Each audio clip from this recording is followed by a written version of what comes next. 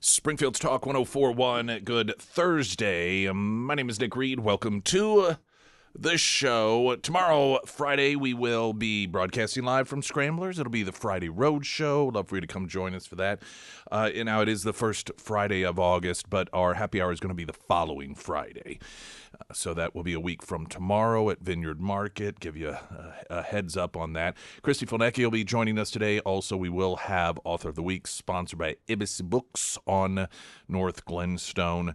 I'd say fallout to some degree is continuing over the last 24 hours with the socialist anti-Semite that ended up winning the Democrat primary in Michigan. Again, no surprise, this is virtually every major race that is a primary race in which an establishment Democrat is challenged by an anti-Semitic socialist or communist Marxist. The Democrats choose the latter. They choose the neo-Nazi. They choose the socialist communist. And this is why, while the Democrats continue to just say, oh, it's a big tent. Bernie Sanders is still, this guy's such a lying piece of trash. There's no candidate out there calling for the elimination of police and open borders. Well, he's out there campaigning for, the only candidates he's out there actively campaigning for are the ones who are calling for those things, including their official, their platform, the DSA's platform, eliminating prisons. So rapists and murderers, they'll probably get some counseling program. Your daughter gets raped and murdered.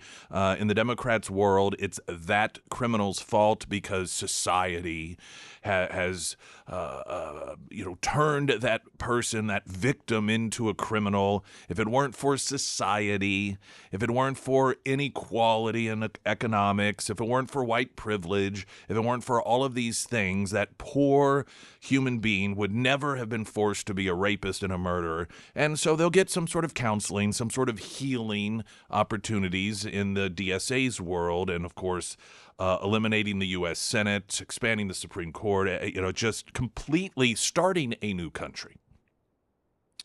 And Democrats, again, chose one of those individuals to be the Senate candidate up in Michigan.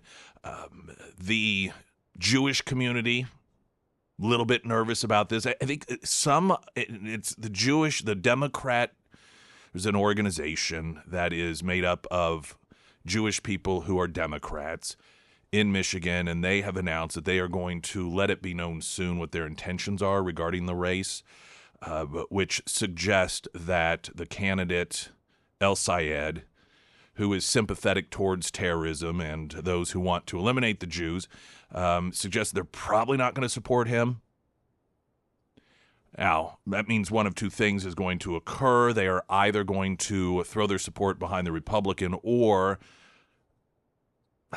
in all likelihood, just announce that their intent is to not vote at all. While they are somewhat interested potentially in not being eliminated, as human beings, maybe not enough to vote a Republican, but enough to stay out of the race altogether. Now, they may come out and say they're going to vote for the Republican candidate. Not really sure, but that's something that they said that they are going to let be known relatively soon. We've got some audio, MS Now, and it's very anecdotal, but nonetheless, the reporter for MS Now talking about a conversation she had with a Democrat voter that should be a very, it's a warning sign to Democrats in Minnesota. But, aside from that specific race, what this again is doing that is potentially damaging to the Democrat Party is, even though these races may be in Colorado, in New York City, and, notice they're in blue areas of the country, it is still painting a picture of the Democrat Party as a whole for the rest of the country. And this is where a number of Democrats are quite concerned. And it's turned out a tremendous amount of this money that is going to the Democrat candidate, El Sayed, comes from terrorist organizations, one specifically being CARE. CARE is an organization that has long been portrayed by the Democrats and the media as a peaceful organization that has nothing to do with terrorism. And in fact, the inception of CARE as an organization was deliberately done for that reason. And I thought that there's a piece in the Federalist that explains the history of CARE and how the original intent, and we know this because of the communications, the writings at the time of the inception, was to develop an organization that they could claim as peaceful while being a supporter of terrorism in order to trick certain segments of our population into accepting them into American life. And of course, that's exactly what the Democrats and the media are doing. Some will argue that they are being played the fools, that they are what we know as the useful idiots. I think there's a strong argument to be made that they know exactly what they're doing. They hate America. They are now more comfortable acknowledging they believe the people who died on 9/11 deserved it. America had it coming. And so for them to be supporting a terrorist organization isn't an accident. It's not a useful idiot situation. They're allied. They share the same belief system that America needs to be taken down. Americans are evil. And so they're allies in that effort. And increasingly, yesterday there was a hearing on the Muslim Brotherhood, which no one, well, apparently some Democrats do. I mean, there's no real gray area in terms of whether or not that's a terrorist organization. There were hearings to take place yesterday about this terrorist organization. Democrats boycotted it. Boycotted it. All in an effort to protect the reputation of the terrorist organization, painting it as Islamophobia.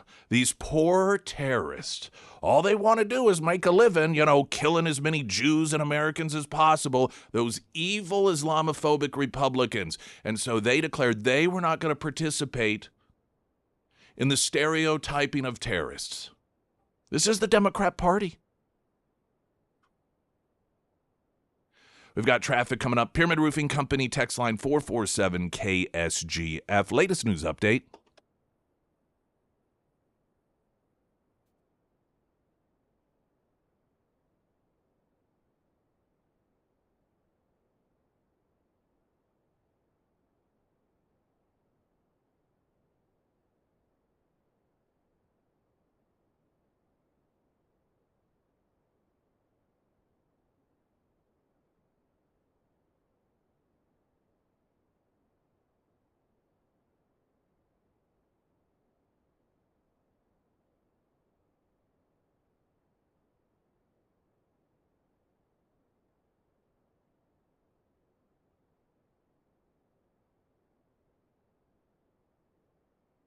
And the first alert forecast from Ozarks First, meteorologist Tom Schmidt, sponsored by St. Clair of the Ozarks Home Improvements.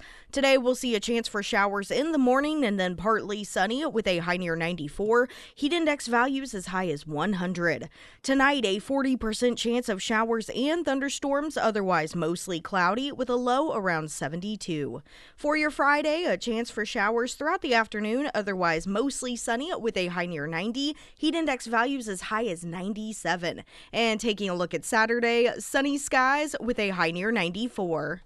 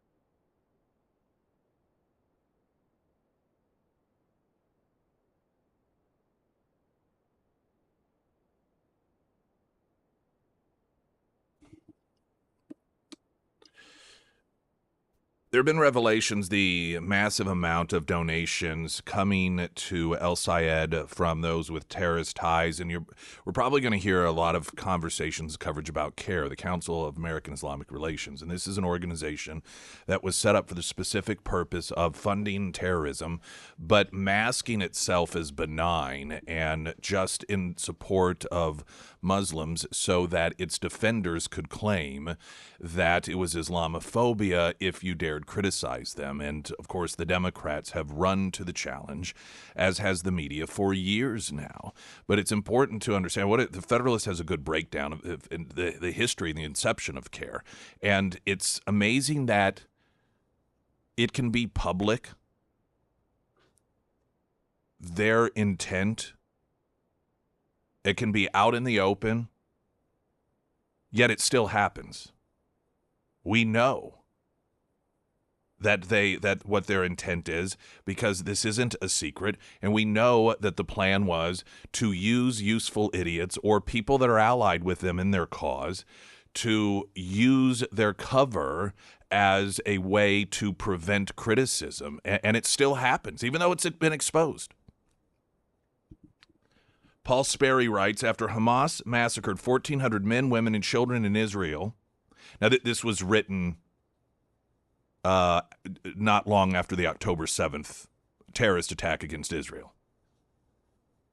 So it references after that massacre last month, FBI Director Christopher Wray warned that the terror group and its allies could inspire attacks on Americans here on our own soil. He also told the Senate that the FBI is conducting multiple ongoing investigations into people affiliated with the U.S.-designated terrorist group. What Wray did not say is that the FBI has been investigating Hamas's biggest ally in America for the past 30 years, without seeking any charges. Launched in 1994 as a secret front organization to support Hamas, according to declassified FBI wiretap transcripts and FBI testimony, the Council on American Islamic Relations, known as CARE, has in the decades since become an accepted member of Washington's lobbying community. The New York Times and other influential newspapers routinely describe CARE as a Muslim civil rights and advocacy organization. Although it has not repudiated its support for Hamas, which is committed to the destruction of Israel and all Jews, CARE was enlisted by the Biden administration in May to take part in a White House initiative to fight anti-Semitism. So it would be like back in the day when the Democrats had the Klan at the heights of its popularity, if the White House were like, hey, we got a real problem here with racism against black people and so forth. And so we're going to put together a council on this. And you know what? We're going to have some Klan members on it. That's what the Biden administration did with CARE. You almost can imagine the mindset of these terrorists when they are invited by Democrats to help craft policy on how to protect Jews. They must be thinking, is this a trap? The Americans cannot be this stupid. On October 7th, the day Hamas terrorists butchered 1,400 Jews, including 33 Americans, raping many and abducting some 240 others to Gaza from southern Israel, CARE's National Executive Director, Nahad Awad, delivered an anti-Israel message in Arabic which justified what Hamas did. Translated into English, it read, quote, all Arab people must go out on Sunday, October 8th, and every day in demonstration in support of the Palestinians and in rejection of normalization with the occupier and the apartheid regime.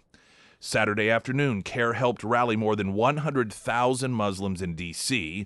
to condemn Israel for supposedly carrying out, quote, genocide in Gaza in response to the October 7th attacks. Multiple speakers called for the destruction of Israel and, by implication, the Jewish people by demanding Palestinians take all the land from the Jordan River to the Mediterranean Sea. Awad was front and center, delivering a fiery speech bashing Israel and Biden for not calling on Israel to stop bombing Hamas targets in Gaza, which he called genocidal attacks. He threatened to hurt Biden at the ballot box in 2024 if he does not urge a ceasefire.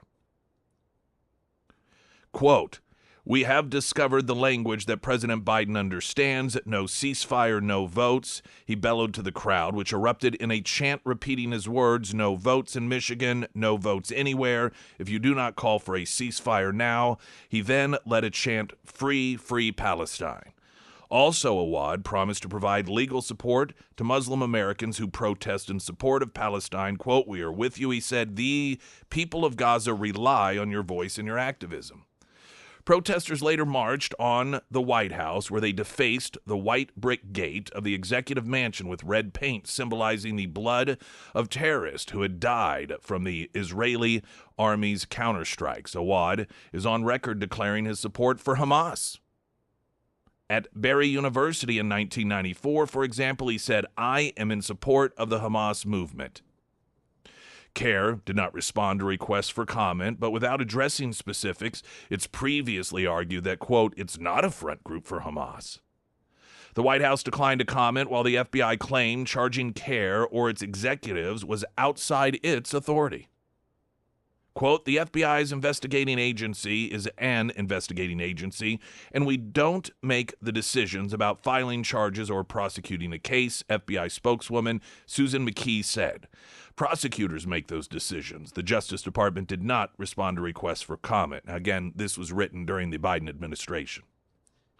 While CARE is now a mainstay of American politics, headquartered just 3 blocks from the U.S. Capitol, with 35 offices across the country, its history reveals its close connection with terror groups such as Hamas, as detailed in the 2009 book, co-authored with counterterrorism expert David Gabatz, the book titled Muslim Mafia Inside the Secret Underworld That's Conspiring to Islamicize America. The story began in the Palestinian refugee camp in Jordan in the 60s, where Awad and a co-founder of CARE, Omar Ahmad, were both there, eventually coming to the United States for university studies. By 1992, Awad was a key member of the so-called Palestinian Committee in America, which helped finance Hamas. According to a 1992 letter from the Gaza Strip, Hamas asked the committee for money to, quote, or to buy, quote, weapons our brothers. The letter continued, "The meaning of killing a Jew for the liberation of Palestine cannot be compared to any jihad on earth. In other words, there's no greater cause than eliminating the Jews." Around the same time, the FBI was eavesdropping on several Hamas leaders in connection with terrorist activities, which produced tapes documenting the incarnation of CARE in 1993. At a secret meeting that October, Omar Ahmed called to order the Hamas summit in Philadelphia at a Courtyard by Marriott hotel to discuss the formation of a new front organization to support their movement in America. Awad also attended the meeting. According to court testimony by FBI agent Laura Burns, who runs a major counterterrorism program for the Bureau, Ahmed, Awad, and the other leaders who gathered there hatched a scheme to disguise overseas payments to Hamas terrorists and their families as charity. FBI wiretaps also recorded them stating the need to deceive Americans about the true aims of their planned American front group, as Hamas launched a campaign of terror attacks on Israel known as the Intifada. They compared the deception to a head fake in basketball. The group, according to the wiretap transcripts, envisioned an organization whose pro-Palestinian stripes were not very conspicuous. Burns testified CARE was what they had in mind. During the talks, they tried to mislead any authorities who might be listening in by referring to Hamas as Sama, which is Hamas spelled backwards. Ahmad would co-found CARE then in 1994.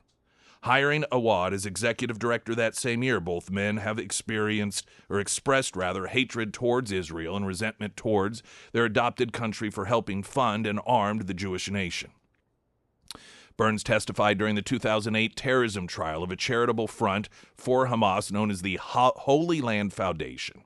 It was the largest terror funding case in U.S. history. As part of the court filing, the Justice Department included CARE on the list of co-conspirators underwriting Hamas terrorism, though CARE and its founders were never indicted in the case.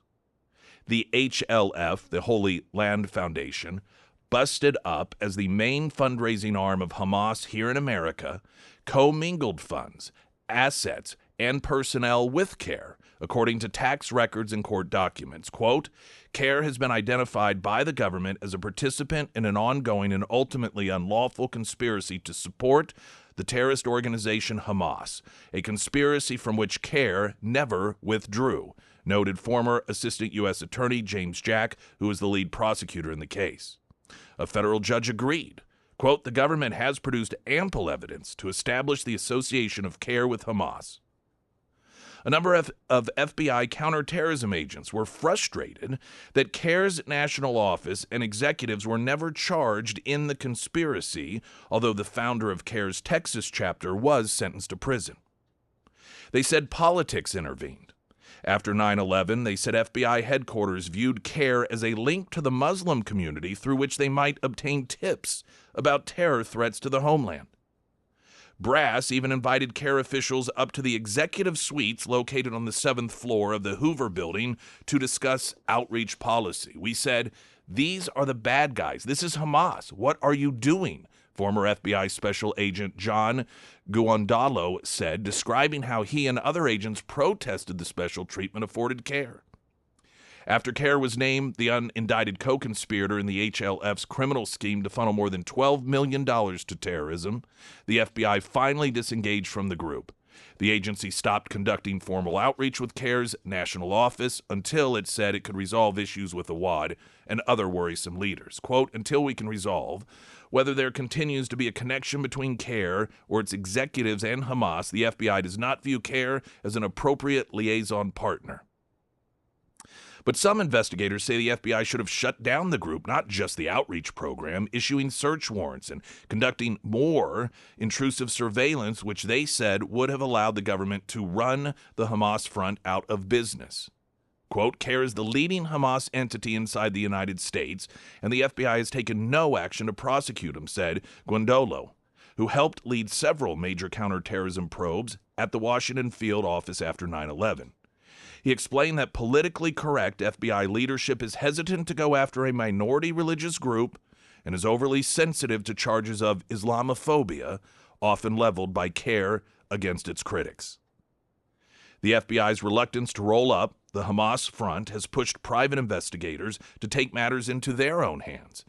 In 2008, a counterterrorism specialist led a team of investigators into a daring undercover operation of CARE that included infiltrating the national headquarters located on New Jersey Avenue in D.C., near the Capitol building.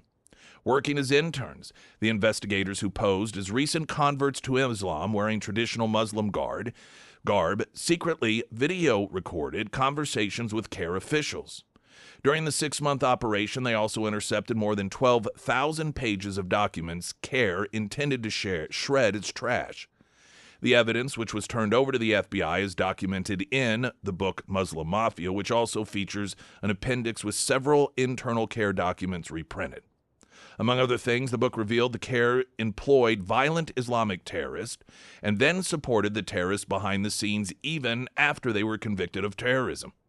It also uncovered an influence operation against members of key Homeland Security committees in Congress that included planting CARE operatives in congressional offices.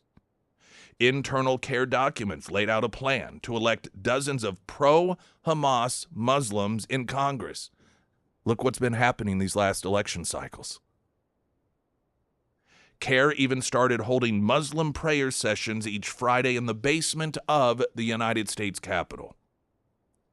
Muslim Mafia also traced the deeper roots of Hamas back to the secretive Muslim Brotherhood, the pro-jihad group founded in Egypt that built a sophisticated network of Islamic nonprofits inside the U.S. several decades ago.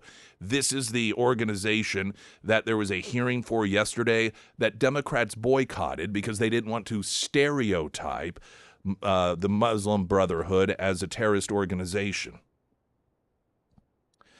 The book documented how Muslim Brotherhood leaders wrote a secret blueprint for destroying America from within so that it is eliminated and Allah's religion is made victorious over all other religions.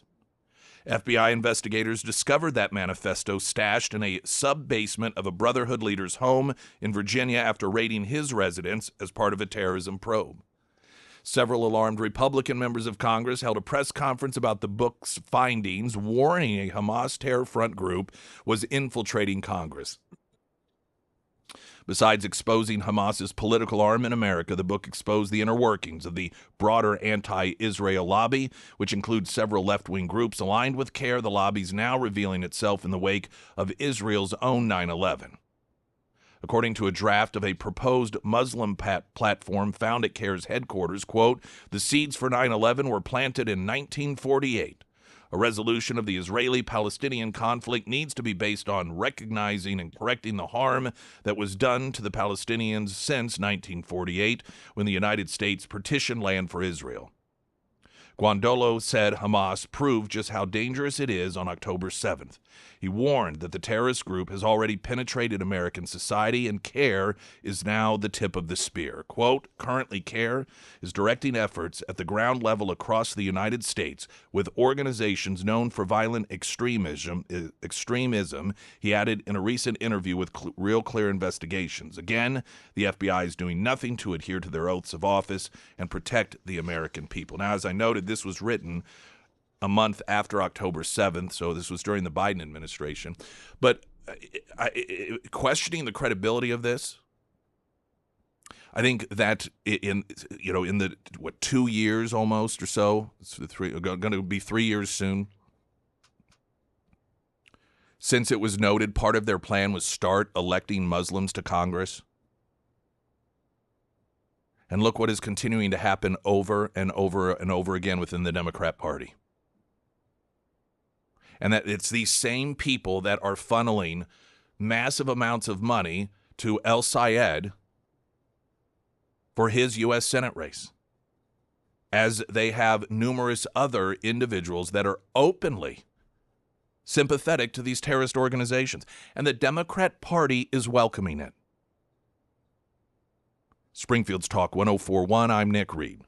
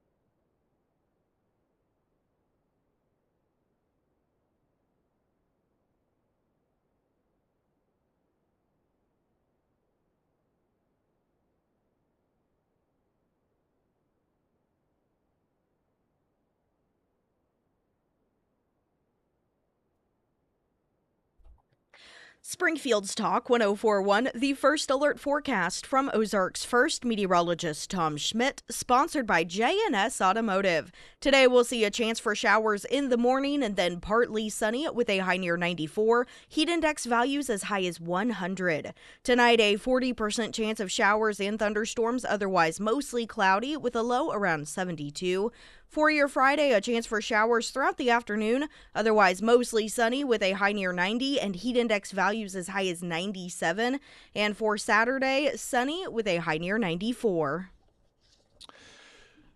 There's going to be a full court press defense of the terrorist organization CARE, the Council of Islamic Relations.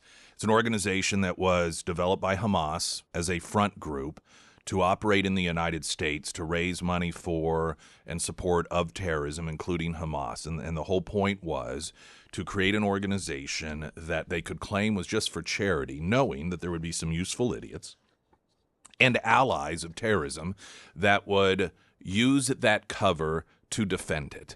And the media and the Democrat Party has done that bidding. I mean, none of this is in dispute.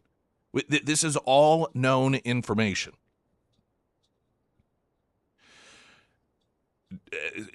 Some time ago when the FBI, the Department of Justice, began investigating CARE because they knew of its, not even ties to terrorism. It's a terrorist organization. But the reason they allowed it to continue initially to exist was because, and we know this because of testimony during terrorism trials, they used it essentially as an organization that they could use to get more information, an informant organization. Thought, okay, well, CARE, will use their attempt to appear as if they are a charitable organization to get them to give us information, right? So in other words, we won't expose them as a terrorist group in exchange for them being informants to terrorists. And eventually, they recognized that CARE was continuing to support terrorism, and so this is how bad it was under the Biden administration. They're like, okay, we're severing ties, but at that point, they didn't shut him down, according to people within the FBI, because they didn't want to be accused of Islamophobia. Down in McKinney, Texas, there are grave concerns about these people, these organizations setting up shop. They're going to build this massive mosque. People in the community very concerned about Sharia law, which, if you listen to the people who are behind this expansion in the United States, they openly say this is what their plan is. I love these people on the left who refuse to listen to terrorists. Terrorists can scream Allah Akbar before they blow up a bus of innocent people and then declare we don't really know what their motivation is. You have many of these activists throughout the United States openly giving speeches about how this is their goal. We're going to build infrastructure. We're going to expand. We will take over this country. We will get people elected to Congress. We will start implementing Sharia law. And then when you have concerned citizens showing up saying, yeah, we don't really want that here, they're accused of being Islamophobic. There was a council meeting before the vote of approval to build this infrastructure in McKinney, and among those was a former Iranian who was, as he describes himself, a victim of Sharia law, who came to the council to speak about what it is that Americans and the citizens of McKinney, Texas are facing. Hello, my name is Eddie Issa. I'm a Sharia law survivor from Iran, and I'm here to tell you this is a dangerous ideology you're allowing in their country. Every country that is Islamic now, it used to be a Christian country, and we were soft Christians, and we allowed these people to come in, bring their Sharia law into their countries and slowly kill us off left and right. Let me make it very clear to you. Christianity is a personal relationship with God, where it says, render unto Caesar's what is Caesar's, render unto God what is God's. Islam is Sharia law, deen wa dawah, religion and state, which is not even compatible with the American thing. And when these people will use taqiyya to lie to you, to manipulate you, because whenever Islam is little, they will lie to you and tell you they come in peace. This is level 1. Level 2 is what's happening in UK right now. where you have two-tier policing, where you have like the blasphemy laws, Islamophobia, racism, all this nonsense that they talk about. First of all, Islam is not a race. So anytime you criticize Islam, they will use the race card. But every country has this disgusting ideology inside their country, including my own country, Iran, Russia. Islamophobia is another made-up bullshit because they don't want you to criticize their death cult. That's why they will put that. That's why they push it in UK, in every country they go to. M103 is in Canada right now. They deliberately try to silence us. And the worst people that are trapped in it is Muslims themselves, because they can't leave that dead cult, because they're told if you question that disgusting book, you're called a kufar, and they get killed over it, just like my friends who are apostates in prison or dead right now in Iran. I'm telling you, this is a bad idea, and you're gonna regret not listening to people like us who lived under Sharia law. He was a number of citizens that expressed their concerns, to put it mildly, before the city council in McKinney, Texas, voted unanimously to approve the Islamic infrastructure to be built anyway. You have on social media, and it has been for some time, this isn't anything necessarily new, but the media, of course, doesn't want to cover it. And because of what is occurring in different areas of this country, what's occurring in McKinney, Texas, what had begun some time ago in Minneapolis, this is what on any given day the streets through this bellows. This isn't something you hear if you happen to be a block away from a mosque. Throughout the entire city of Minneapolis, this is a daily sound. And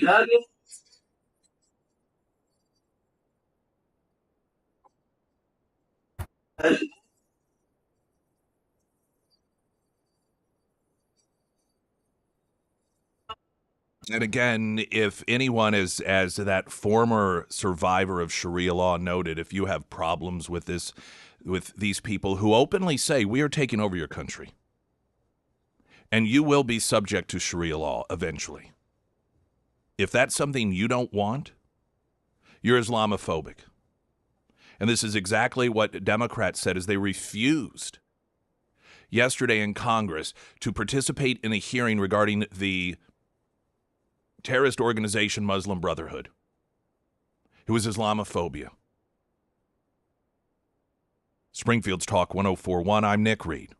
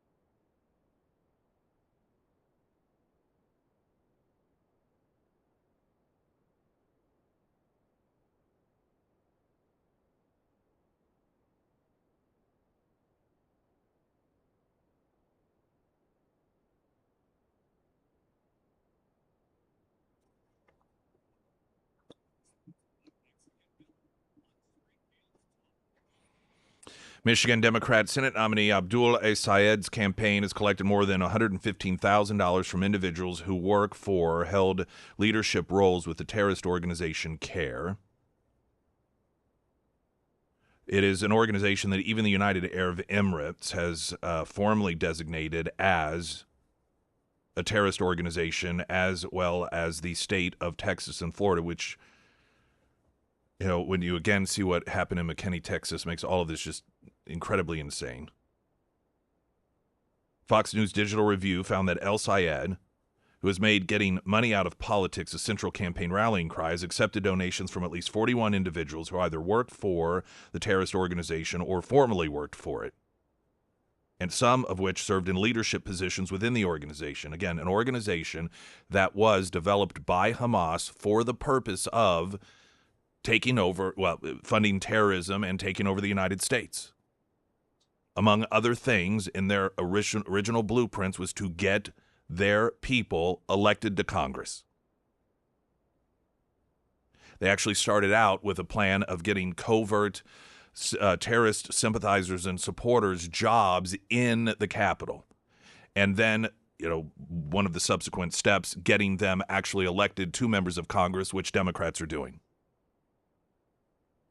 Part of the hearing into terrorism yesterday was questioning, this Ted Cruz questioning counterterrorism expert Kyle Scheidler about El Sayed's connection to the Muslim Brotherhood and the Council of American Islamic Relations. Do you believe that there is a Muslim Brotherhood branch operating in the United States? Yes. Does Abdul El Sayed's candidacy for senator in Michigan concern you? Yes, sir, it does. Why is that? Well, to begin with, I look at the connections that his father-in-law, Chakaku Tayyib, has to Brotherhood-linked groups. This includes being the president at one time of CARE Michigan, also his presence on the Islamic Society of North America Founders Committee, which is only for those most exclusively devoted to ISNA and provides significant amounts of funding. There are other known Brotherhood members on that committee. I would also look at El Sayed's ties to a group called Engage, which purports to be a Muslim sort of get out the vote or candidate recruitment organization, but it has close ties to CARE. It was created by a former CARE member who at one time was on a terror watch list and was also a consultant to convicted terrorist Samuel Arian. Incidentally, there is, and I actually came across an article, it was in an LGBTQ magazine, about, and I forget the name of the town in Minnesota, in which the majority, and it may have been the full council is now Muslims, they banned the pride flag in the town. It is amazing to watch people on the left sign their own suicide notes, when right here in the United States of America, the Islamic effort has resulted in the takeover of a town by vote. They all got voted in, and one of the first things they did was ban the pride flag. You people on the left are remarkable. Massachusetts Democrats pushing a DEI-style religious preference bill that would prioritize hiring Muslims for state jobs.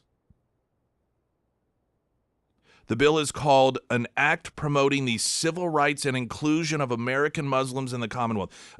Don't you love how these separation of church and state people on the left that go on and on about this fictitious constitutional mandate of separation of church and state, unless it's Islam?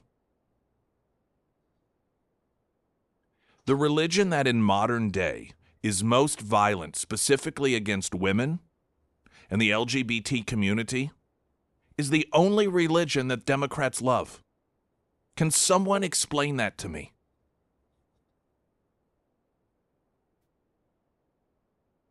And aside from the fact that it is the most anti-woman, anti-humanitarian, in terms of actions that occurs on the planet today,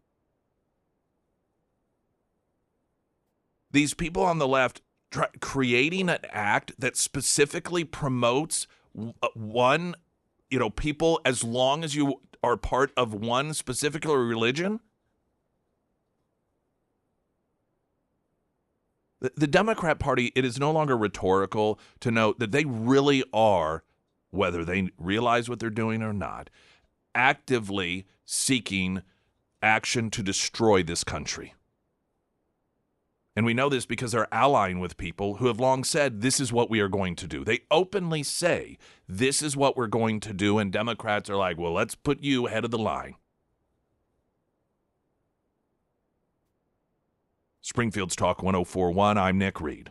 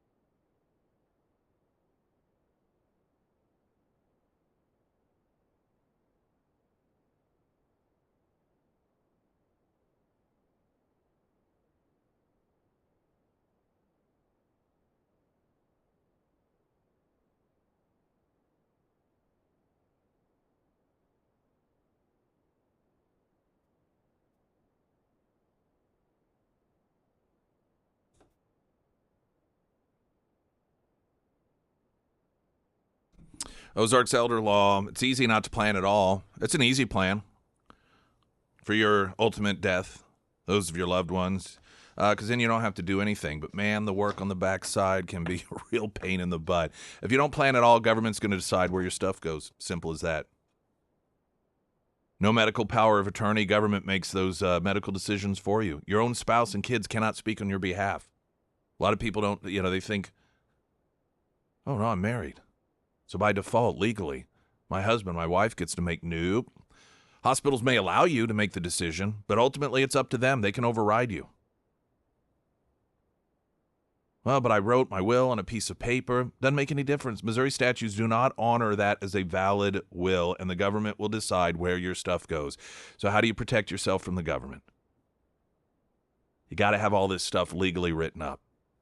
You do have the legal right to do that and to take back these decisions, but you've got to take those steps. Ozarks Elder Law can do it for you. Free consultation for your specific situation. 10 area locations. Then they'll tell you after they, here's what we need to do. We need to draw all this up for you to be protected. Here's what it'll cost. Then you decide. OzarksElderLaw.com.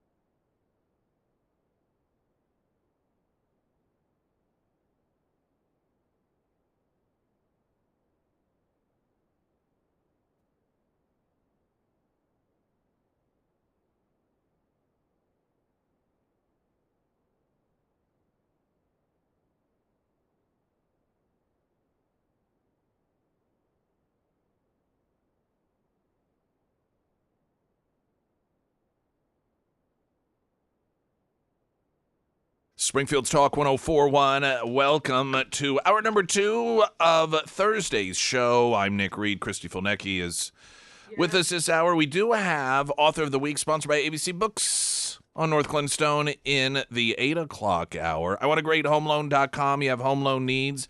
You got the characters, you got their team. The site itself is a great resource just for some basic information, but also to get the process started. You can either just fill out some preliminary information if you are wanting to begin the process of refinancing or getting that home loan, and then they'll get back with you to get some additional info, or Alex and Anthony, both their cell phone numbers there. You can reach out just if you have some questions about, is it, like, hey, my interest rate is like 3% because I got in at a great time. Is refinancing, I mean, that can't help me, can it? And there are instances in which it actually can. You can save money. This is what they do. And if you are holding off on looking to buy a home because you don't have some huge down payment, do not worry about that. You may not need one.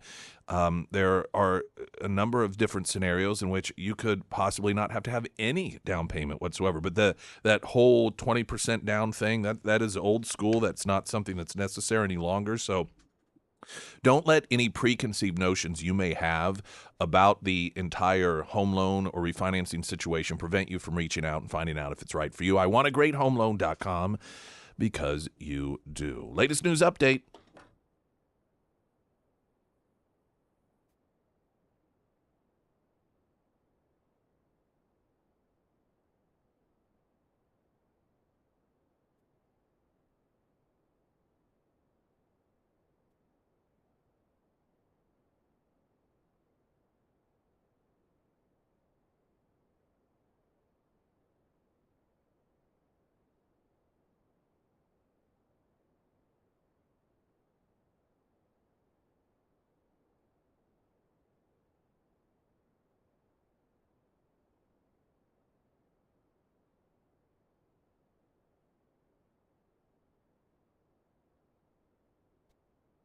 And the first alert forecast from Ozarks First meteorologist Tom Schmidt, sponsored by St. Clair of the Ozarks Home Improvements. Today we'll see a chance for showers in the morning and then partly sunny with a high near 94. Heat index values as high as 100. Tonight, a 40% chance of showers and thunderstorms, otherwise mostly cloudy with a low around 72. For your Friday, a chance for showers throughout the afternoon, otherwise mostly sunny with a high near 90. Heat index values as high as 97. And taking a look at Saturday, we'll see sunny skies with a high near 94. What up, Kay Fulnecki? Yes! How are you doing? Kiki the Comanche. Yeah, that's right. Kiki the Comanche. I'm just going across the state and being a warrior. Yeah, that's court. right. Yeah, that you are. It's pretty. Suing our local cities. Way to go! Yeah. You are quite the warrior. Yeah. I don't know. It's exhausting. I don't know how you keep your head on straight. I know. I get yelled at a lot. You know, they Florida issued subpoena for some Fauci stuff. Oh, really? Yeah, they let's see if I have Oh, that's so great. Well, for essentially, it's interesting what they're saying they're looking into. They're like, listen, as a government employee, you got a lot of immunity. But what they noted is so much of the evidence that has been revealed regarding whether it's emails or his own personal writings are about some of the personal financial gains that he's gotten, like the $900,000 over here, and so that they're looking into whether or not he was breaking the law by deliberately misleading people in order to essentially line his own pockets for his own personal financial gain. And we know that he misled people because of the emails that have been released and his own writings, the things that he was saying publicly. We know privately he didn't actually believe. And so they are looking to see whether or not that resulted in him having personal financial gain and perhaps coming after him for that. Yeah. Well, and they say also, by the way, that they have this was revealed just in the last day or so, they have his iPhone from that period of time. Like that somehow popped out. Now, I don't know how that. Do you know, like, the funniest thing is that, that his diary we talked about was on the computer, but he emailed it to himself. I just heard that yesterday. I was He's like, and then did he delete it afterwards? He's like, that'll do it. They'll never find it now. I didn't realize that. They said that yesterday that he actually, that's how they found it, because they were going through his emails. Yeah, For some reason, supposedly that was like this genius. I mean, you email yourself like the most incriminating document. I'm surprised he didn't just print it off and forget it on the printer. Well, let's get a traffic update. Christy Fulnecki joining us. Pyramid Roofing Company text line 447 KSGF. I'm Nick Reed.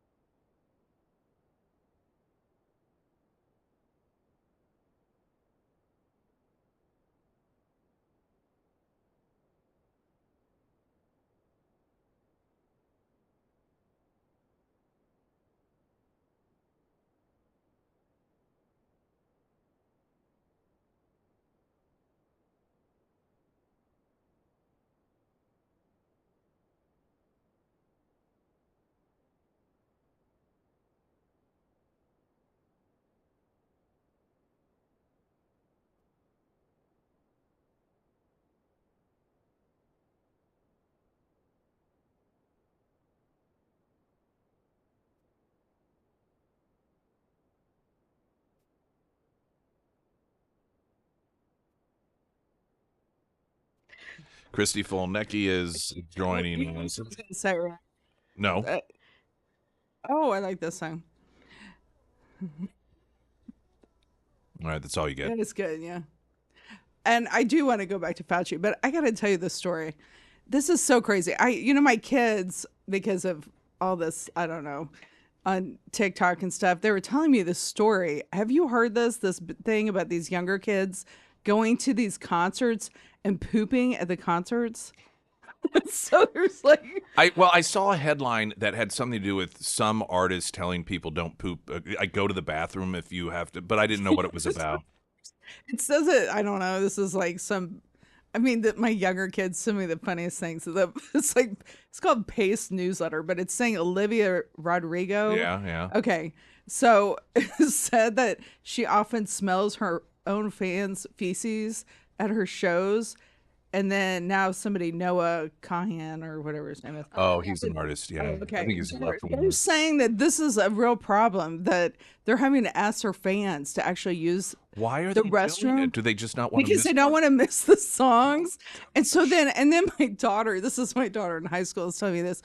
And she said, yeah, and I've been seeing that these kids are saying that they're wearing diapers to these concerts. Oh, for the love of Pete. What do you want to? And these are our future leaders. And what do you want to bet? 99% of them are left wingers. Oh, that's right. I can't I imagine mean, any. nobody, You see, nobody listening to this show, their yeah, kids would do that. you don't see that at Christian concerts, I bet. Yeah. I mean, is that crazy? But anyway, so you were talking about Fauci. I just kind of took over your show. Oh Sorry. no! Well, I was done talking about him. Well, I just want to tell you that government immunity, I mean, I understand, but Some degree. yeah, but I sue a lot of government entities. State, actually, I have a federal lawsuit against a government agency. But when you're acting, outside of the scope of your position, I mean, I think that I would say that he probably was for your personal gain and all the harm. I mean, look at that. You can't even sue the drug manufacturers for the vaccine, I mean, that's different. That's not government immunity, but still, like, I mean, you should be allowed to sue. I'm sorry. You should be allowed to sue judges. And It's crazy to me. Like if there was any CEO of any company that was out there telling shareholders, telling the public, oh, our product does this and you need it because of this, this, and that. And then it was discovered through the CEO's own writings and emails to other colleagues that he knew what he was saying wasn't true. That he was it just brazenly, that CEO would be in prison. I know. And the yeah. left, because it was a CEO, would be the first one to turn against him. I mean, the left, these are people who celebrate the murder, the assassination of the head of a health insurance company. Yeah, right. Yeah. And they do it because, well, he was committing social murder, they say. Hassan Piker, the left-winger that Democrats love, he's one of those that justified the murder of that CEO, being like, well, he was responsible for people's deaths. What about Fauci? I know. But they worship him. Like the biggest in at least American history. Fauci has done 1,000 times more damage than any healthcare CEO ever could, but the left worship him. I mean, they're so deranged and detached from any sort of morality or consistency or ethics. It's very difficult to kind of keep up with, because logical, honest people try and figure out, okay, well, why would they support the murder of a CEO of a healthcare company? Because they say he's responsible for people dying, but Fauci, who is responsible for countless people, and we know for a fact, he knew he was lying about this stuff. Right. But that guy they worship. And the problem is we try to apply logic and ethics, and it's a different language than people on the left speak. Yeah. Well, I mean, we're never going to come to any agreement on that because they're mentally ill. But I mean, the crazy thing to me is how, I guess, obsessed with himself he was. I mean, you really see, like, he seems like he has mental illness. And you're thinking this guy was in charge of the health of the country. I mean, but talking about feeling validated, so many people I've been talking to, my clients and everybody. I mean, it doesn't seem like enough for him to come out and Did you see be Aaron ridiculed. Rodgers? Oh yeah, that was. I I was just like he he totally went off. I loved it. He was bathing in the validation. I mean, he was doing Aaron Rodgers, of course, former quarterback, well, the Packers, and then he went on to the Jets, I think, and I don't even know what he's doing now. But and I mean, there was so much of a witch hunt against him because he questioned the vaccines and wouldn't, and I think Stephen A. Smith. Yeah, I was just getting ready to say that. Yeah, like did a public apology because of the way that. But yeah, he was like, "Oh, where's Fauci?" I mean, it was really funny, Aaron Rodgers, during an interview, and he just kept going on and on. But he was doing it. I mean, he was kind of playfully, but at the same time making a point, and it's. And then Stephen Smith was talking about, I don't remember who it was. It was a basketball player, and he wasn't able to play, and they took him out of. I don't know if it was all the games. And this is where Stephen A. Smith, I give him absolute 100% credit because he apologized. He's like he's one of the very, very few voices on the left that have apologized to the people they targeted for the whole thing. Now, Fetterman, he at least acknowledged, he's like, I wish I hadn't just followed along and I had actually question some of this stuff. That's a big regret he said that he has. But that's one of the problems I have with all these people, even locally. So, these people that targeted, that demonized people. Local people here. Yeah, there's no apology. Yeah, I don't think our they big even healthcare. because you know what they here? tell themselves.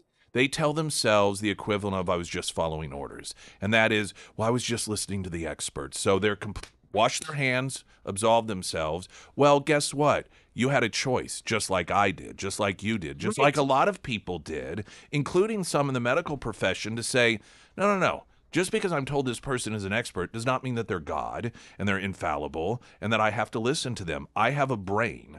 I have the ability to think. And so this, I was just listening to the experts. That was a choice of yours to blindly follow people that you were told were experts.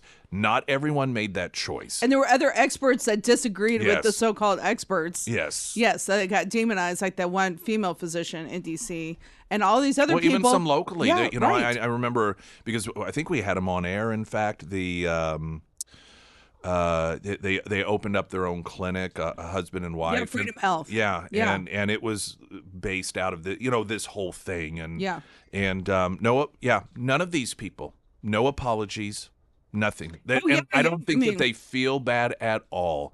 And it worries me when people behave that way. And listen, when you make a mistake, and even if you shouldn't have made the mistake, even if it was a poor judgment, when you acknowledge it, it shows that you really truly want to perform at the best of your ability, that you are truth seekers, that you are really truly wanting to be the best representative or of the people, the citizens. But when you don't, then you don't care about me. You don't care about the truth. You don't care about any of that stuff. Well, they might not do it anytime soon because I'm suing some of the local. I was thinking they might not do it right now. Maybe because there's against a few advice lawsuits. attorney. Yeah. That's right. But hopefully And after that, they'll by the way- apologize. And by the way, even locally, they weren't all Democrats. That's right. There were a number of Republicans that were all part of it. And like I said, they tell themselves, they hide. And it isn't just a lie or an excuse, I should say, to the victims, but to themselves.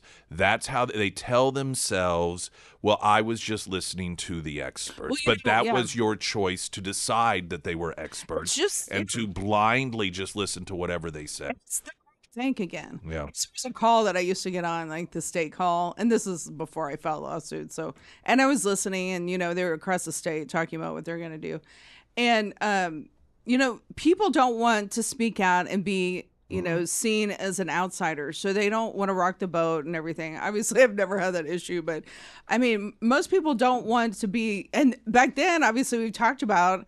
I mean, how you were targeted in so many different ways, socially, financially, if you spoke out.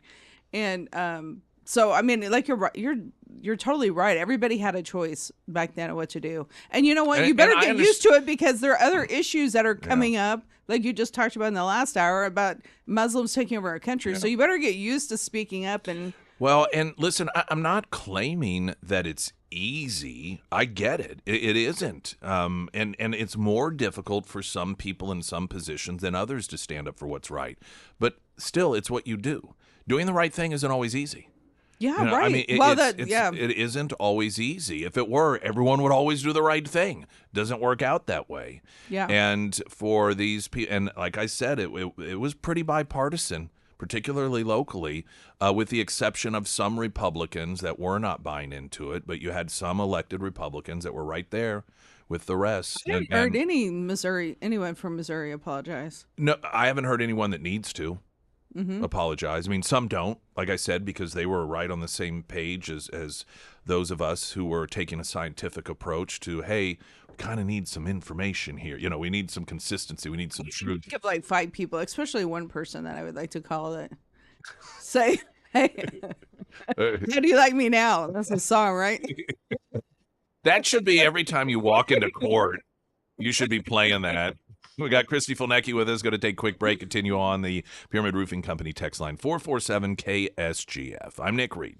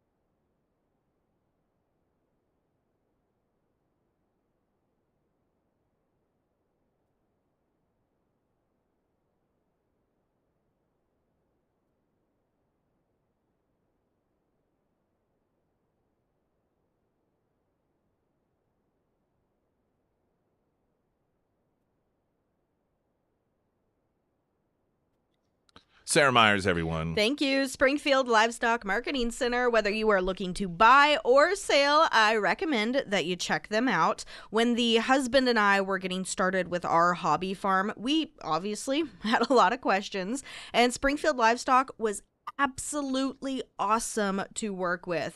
They answered all of the questions that we had. They walked us through the buying process because, we were new to that as well. And the staff, they were just all around awesome.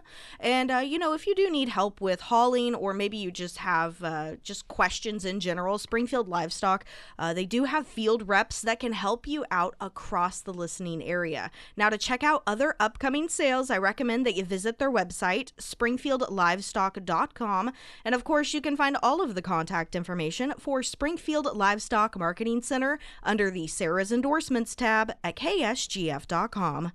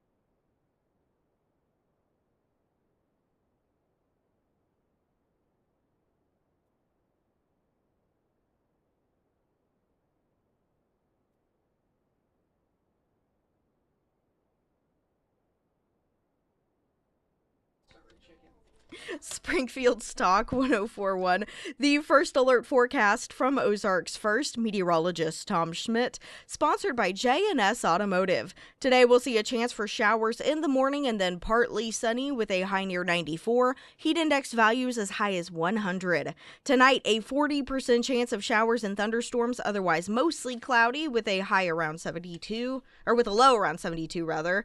For your Friday, a chance for showers throughout the afternoon, otherwise mostly sunny with a high near 90, heat index values as high as 97, and for Saturday, sunny with a high near 94. Brookline Door Works, locally owned for decades. They are long-term community, not only selling and installing quality garage doors, but routine maintenance. And let me tell you a trick of the trade. There's two approaches that are taken when it comes to garage doors. There are companies that will take almost potentially a loss or not make much of a profit by selling the garage door itself at a lower price than competitors. But then, because they'll sell you a garage door that has components that are proprietary, and that means that, no one else is really going to be able to replace that part. You have to go through them in order to have any sort of maintenance done, and that's where they have higher prices. So they make it up on the back end with any sort of routine maintenance or repairs that you need. Then there's the approach, and it's the approach Brookline Door Works takes, is they don't undercut competition to reel you in on the, when it comes to the cost of garage doors. They charge a, pretty much standard market value. But then when it comes to the repairs, they are lower. When it comes to routine maintenance, they are lower than the companies that take the other approach. So it's just two different approaches. And I'm somebody who believes that, in particular, if you do plan on making sure that you take care of your garage door, whether it's routine maintenance or you recognize that, you're going to have a spring break, you're going to have something go wrong and you might need some help, that, Brookline Door Works, that is financially the way to go. It's why I use them, and it's why I recommend them to you. BrooklineDoorWorks.com, also under Nick's endorsements at KSGF.com. Christy Fulnecki with us. Yes. Have you guys ever been to the Vitae Foundation annual thing? No, Have you ever been to that? no, Yeah, I you need guys to should go go. to that I need sometime. to go. I think, I don't know if this one is sold out or not, but Riley, What's the date? the 21st. Okay. Yeah. I'm gonna go. So, Yeah, because Riley and my daughter Yeah. have become friends. well, see, Yeah. now I'm going to have something to talk with her about, because they always IMC these events every year, and because I have to get up and down, they always put me at that head table, just, that way I'm not way in the back, and, here I come, everyone. So the I get the benefit of, I always get to sit at the table with whoever the speaker is. And so now I'll have something to talk with her about, because we have a mutual friend with your daughter. Yes. And she now, because I'm a Sophie Cunningham fan. I've been a fan of Sophie Cunningham well before all of the latest controversy has been created by the left over her. She's a Missouri girl, Columbia. Is she from Columbia? Yeah, she played basketball for Mizzou. Oh, I should know that. She Totally embarrassed. That's where I went to school. And so Riley Gaines went to one of her recent basketball games just to kind of show support, and she made a posting about this, and she didn't tell Sophie that she was coming because she didn't want the media to turn it into, Sophie That's Cunningham's so- arranging for all this That's stuff. so cool. So she had, I guess, after the game, had texted her about the game, and Sophie's like, "You're here?" And she goes, "Yeah." So anyway, they got together, and she said, "Let me tell you," and I knew this was the case. I just knew it because I could tell. She said, "A lot of people say they don't care about being criticized." She goes, "Sophie Cunningham really does not care. Like, really does not care. She is so indifferent to these can people tell on the the left attacking her for standing up for women's rights." And I felt that, and I've said that, just the way that she has publicly addressed this, that she's just so confident. And she's not even, it's not a defiance. It's not like anger. She's like, "Listen, I'm just telling you, this is how I'm not budging on this. This is who I am. This is what I believe." And so to hear someone else who actually knows her and had these conversations with her behind the scenes to say, "Yeah, you don't understand. She really does not care that people are attacking her over this." It's so cool. I love that. Yeah, I thought, I'm glad to hear that, because that's the impression I got. We talked about this, I think, last time or a couple weeks ago, is that it's not a political thing. So it's just common sense, I mean, that tells you how far we've come, that the views of the left, I mean, they're so radical that they make it seem that, you don't want men to play in your sport. Well, I mean, and the things that they accuse, and by the way, 80% of Americans are on the same page. that's what I'm saying. So the Like, things that they accuse Americans of being radical on were things that used to not be an 80-20 issue. It was a 100% issue. Like, everyone understood this. This was very basic. And it's the entire reason for Title IX was because right, exactly. the whole reason for it was recognized that girls cannot compete against boys in a way that allows them to succeed. And so that's why the law was created, to say, okay, you can have your own separate sports. And, this is another thing that I think oftentimes gets overlooked when they talk about, well, what a woman, and they, a man can be a woman if he says that he is, because gender's, not just about who you are physically, it's about who you are internally. All right, well, not when it comes to sports.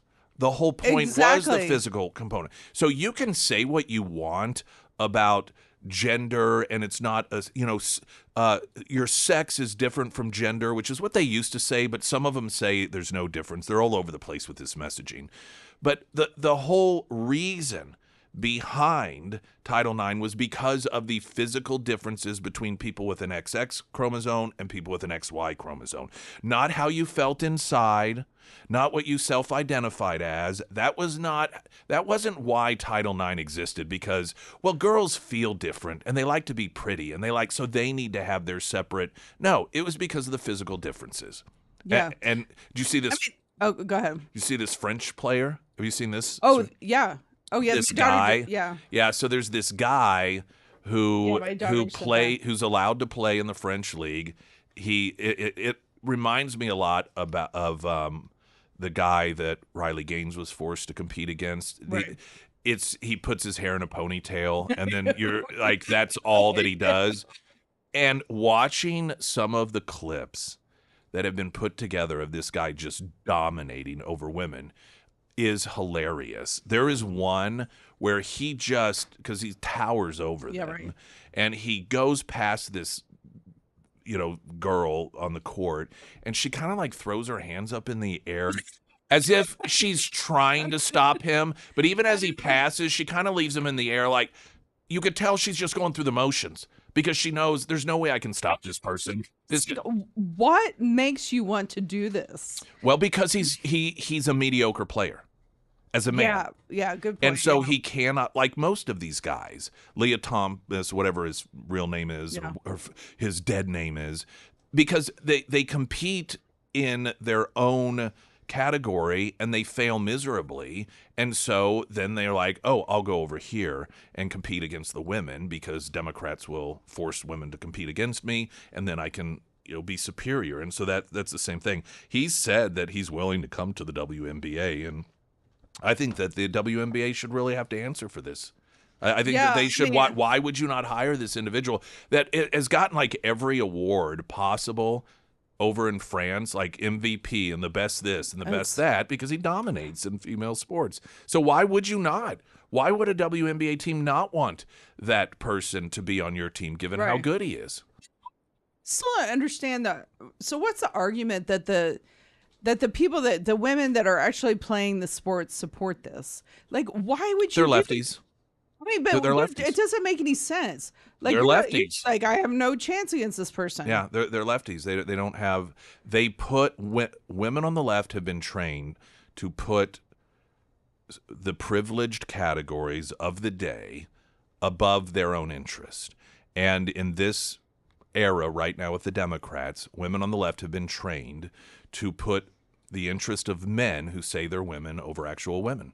Yeah. I mean, that's it. The New York, there's a podcast with a New York Times, I guess they have a sports gossip show, and the host, who is left-winger, trashing. She's a so-called feminist.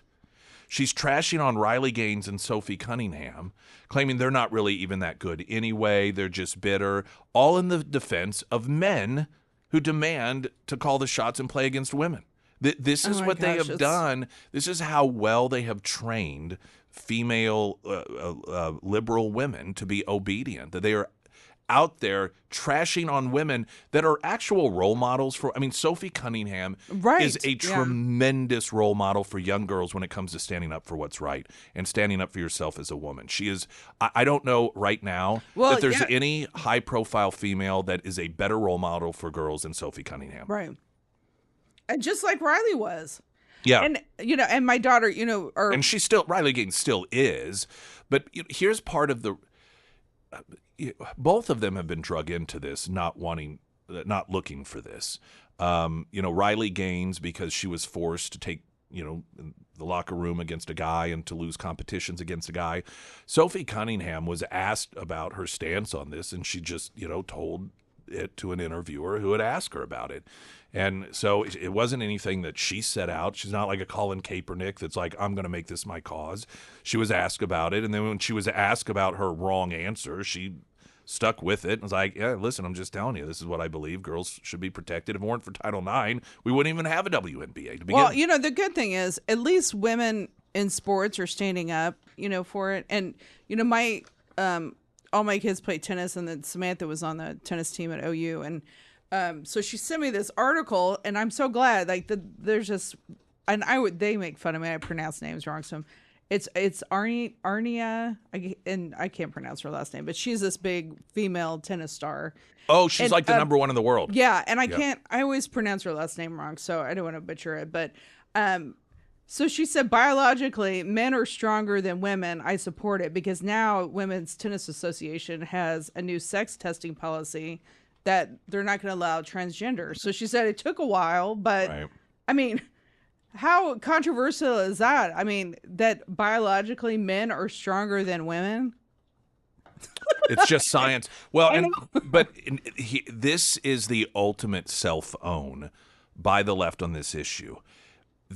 So you've got the that sports company, the XXXY, Yeah, and it's women's sports, and they support protecting women and girls in sports, and so some of the pro-women fans are wearing their shirts. And the left is claiming that it's anti-trans to wear those shirts with the XXXY.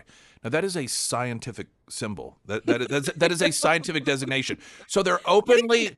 No, they were saying that's... Yes, this is what they're saying. Yeah. It's crazy. And so what they're admitting that science is contrary to trans. That's what they're admitting. Yeah. They're saying that science that you're promoting out there, that you're citing, that is contrary to trans. That's anti-trans. What does that tell you? What does that tell you when you are openly admitting that your stance is in conflict with science? And I don't think they are even bright enough to recognize that they are openly acknowledging their anti-science. And that they're angry. Right. They're angry about people who are supportive of science and promoting science and biology. Well, maybe they missed that. Maybe they skipped science at school. So this is kind of gone under the radar. What is her name? The Olympic star Alyssa Liu. Remember, she's the one that ended up. I think she competed. No. She didn't compete for China, but I think she was she said some things that were a little lefty or whatever. But she did really well. She got a lot of popularity during the Olympics. Are you talking about? What sport did she do? Well, anyhow, I think it was Winter Olympics. Was she a figure skater? She may have been. I mean, her name was Alyssa Liu. She was in. Anyhow, getting lost on the point here. Her brother, Joshua, apparently wasn't very good at athletics, and so he decided to become a girl, and now he's dominating the field. Are you serious? The brother of American Olympic legend, Alyssa Liu, this is a story from the New York Post, is a transgender athlete now dominating California high school girls' athletic events. Jalen Liu, formerly known as Joshua, before transitioning and identifying as female, according to Redux, competes in track and field, girls varsity basketball, and ultimate frisbee for Albany High School and El Cerrito High School in California. He reportedly made his biggest impact in track and field, taking home every single first-place finish in 20-meter and 40-meter girls' races that Albany High School has entered this year. Every one of them. That's shameful. That's so shameful. There's no proof that boys have any sort of physical advantage over. Yeah, that used to be called cheating. And what is up with the parents? Do they have the same parents? That's the most bizarre thing I've ever heard. He also took 8 separate first-place finishes at seasonal meets in 2025 and secured a gold medal in the 25 Tri-County Athletic League Frosh-Soft Championship 200-meter race. He's been praised for his extremely dominant performance on the field. Yeah, duh. I don't know that he should be praised for that. I mean, that's like me. It's so ridiculous. Are we even talking about this in 2026? It's like so crazy. It would be no different than me getting into I'm going to do some Taekwondo against third graders. And then while they're all laying around me, crying and just this field of carnage, me walking around like, look at me, everyone. I dominated all of you. Where's my gold medal? And then people congratulating you. Yeah. Yeah, Oh, yeah. including some kids, Yeah. and their And their parents. parents. Yeah, Oh my gosh, this is I so know. ridiculous. It But is. really, I mean, how interesting is that these parents produced a female Olympian and then whatever happened to this other person, this He's probably other Yeah, child? well, he's probably tired of his sister getting all the attention. He's like, you know what? I can be a female athlete too. I'll show you. And this is the insanity that the Democrats have. This machinery that they have turned against girls and women. If I never would have believed in Yeah, my right. lifetime I know. that there would be such an overwhelming effort to make women second-class citizens again, and that it would be coming from the. I just never would have imagined Yeah. it could have happened. But then you add to it, it's the party that long claims they're supporters of women. Discrimination against women. You hear about discrimination all the time. I mean, who's the one that's doing it now? It's them. Well, and this is what I think a lot of people don't think about, even those maybe like, well, I'm kind of sympathetic to, trans. First of all, it's not trans, it's men. Because you never, ever, ever hear about guys losing out scholarships to women who have Right. competed. You don't Yeah. hear that. Yeah. That is not a thing that happens. So this is only beneficial to men. This is about men calling the shots and women having to be obedient to it. If the left has their way and any man can say, I'm a woman and I can compete and they should be allowed to compete against actual women, then what that means is we have a country, in their mind, what they want, in which women who just simply want to compete against only actual women have no right to do that. Yeah, right. They have Yeah, no right, that's right. because if you were to say to them, what do you say to a woman who's like, hey, I just want to compete against actual women assigned at birth that have XY chromosomes? They can't say, well, just go form your own team, because according to you, then any man who says he's a woman can then be on that team. Yeah, So they are trying to create a world in which women have zero rights that's right. to actually assemble with the people of their choosing who are born female. And this is what I want to know. So these men, so do they date other men or women? So if you're transgender, I don't even know. Because It's I'm telling random. you, what woman It's would want to go random. date a transgender man It is totally that is random. beating women? I mean, Yeah. this whole thing is I'm so crazy. proud of you, honey. Just get out there and show them. I guess maybe a woman hater. I don't know. Chrissy Filnecki with his traffic update. More ahead. I'm Nick Reed.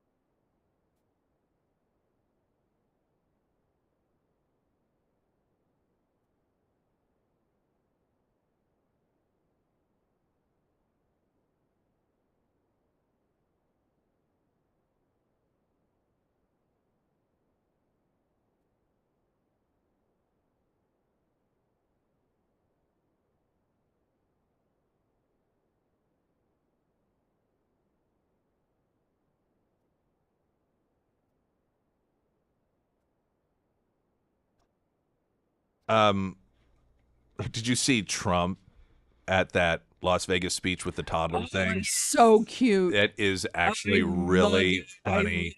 And then We'll get it posted. it's just so Yeah, he's hilarious. if you haven't seen it, we'll get it posted. I mean, it's all visual, so you have to see it. But he is at, I think it's in Las Vegas. Is that where it is? I don't think so. Yeah, and he's giving a speech, and then someone comes up on stage. He introduces, I don't know who the gal is, and I think it's her husband, a couple kids, and one of them is just walking age, it looks like. And so she sets him down, and Trump is standing back behind her, and the kid sort of starts to run over towards the edge. And you can see the look on Trump's face, like all of a sudden he's a grandpa. It's like jogging over Yeah, there. his face like, oh my gosh, and he runs over to kind of try to stop the kid, and the kid stops so he doesn't have to pick him up or anything. And then, of course, Trump tells the crowd he was trying to prevent him from doing a Biden or something, which like fall off the stage. But the look on Trump's face is really, really funny because it is. It's like a grandpa that sees his grandson, and oh my gosh. You know what? I was trying to think of any other president I can imagine doing that because, he's so down to earth and he really cares about people. Because, what other president can you imagine? Well, Biden doesn't know what's going on, but that would have run off. And then he tells a joke as he goes and tries to save this kid from falling off the stage. Trump acts like a grandfather to a child he doesn't even know, while Joe Biden wouldn't even acknowledge one of his own grandchildren. Ooh. What does that tell you about the character of these people? That's right. So that's what I have to say about that. I think this is hilarious. Tony Romo was placed on leave from CBS due to an OWI arrest in Wisconsin. So he was at a golfing tournament. He was drunk driving, got pulled over. Oh, that's right. Yeah. I saw that. So he's got a $180 million 10-year contract, and it includes a morals clause. And so, he's been placed on leave, and there's talk that they may just yank him altogether. And I'm thinking to myself, CBS, like the other news outlets, these are news outlets that have anchors that constantly get caught spreading disinformation, that were part of the Biden mental senile cover-up. They were part of the Hunter Biden laptop cover-up. They were part of the massive disinformation campaign regarding vaccines, and they were worshipers of Fauci. Exactly. Those people not only keep their jobs, but they give each other awards for their failure. And Tony Romo, who gets, and this isn't in support of drunk driving or anything, but it's like, well, now that's a crossing the line. I know. Like something that he did in that wasn't even a work-related thing. While these people are constantly in their job, not only failing, but doing tremendous damage to the reputation of their network, and they get bonuses. Oh, yeah. So figure that one out. Perfect, yeah. Actually, did you see I actually watched the footage. Did you see it? Before he took the test, he was like stretching and stuff. Oh, I didn't see that part of it. I saw where he's like, I'm going to call my attorney, and they're like, no, I can't call my attorney. I forgot about that. Yeah. And they took him somewhere that was, more level or something. And so they were doing the test and he was stretching before. Well, he seemed the part I saw. So funny. He seemed that level of drunk where you think you can pull off not acting drunk. There's like that little window there where you think you can pull it off. So you almost overcompensate a little bit with conversation and I imagine the stretching like, oh no, this is no problem. I just got to stretch. And that's not what a normal person who's not drunk is. It was something on social media. That's I was watching the videos. And somebody's like, watch, he's going to call the president next. It was like, him and Tiger, you guys need to have drivers. That's the thing. Listen, I get if you're golfing, you're going to be drinking, right? I get that. But yeah, get a driver. You've got walking around money. You can afford it. No, I'm like, this is crazy. Tiger and his car is upside down and do you not know that you can afford somebody that can take you from point A to point B? They say oftentimes very, very wealthy people are very tight with their money. Well, so that may be part of the problem, if you will. Pass the test. He's like, I must have failed that one. Christy Poldecki, thank you so much. Springfield's Talk 104.1. I'm Nick Reed.